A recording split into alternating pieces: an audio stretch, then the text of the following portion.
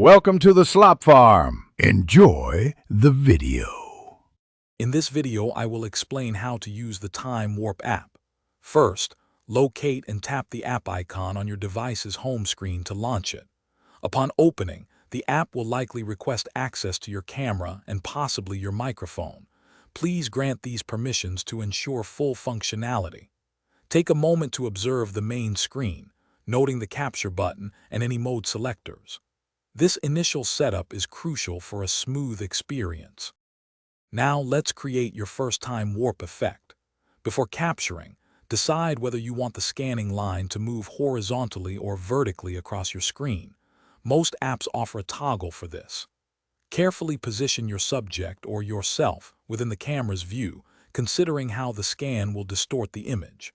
When you are ready, press the large capture button, and the line will begin its journey, freezing parts of your image as it passes.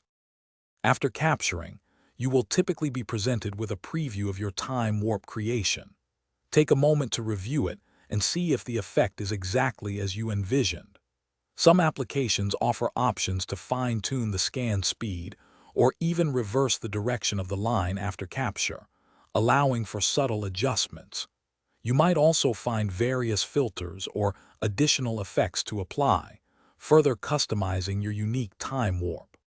Once you are satisfied with your time warp, it's time to save and share your masterpiece. Look for a save icon, often a downward arrow or a disk symbol, to store the video or image directly to your phone's photo gallery.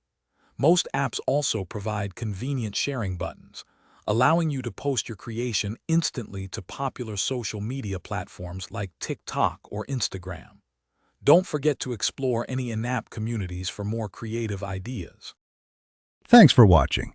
Consider subscribing if we helped you today.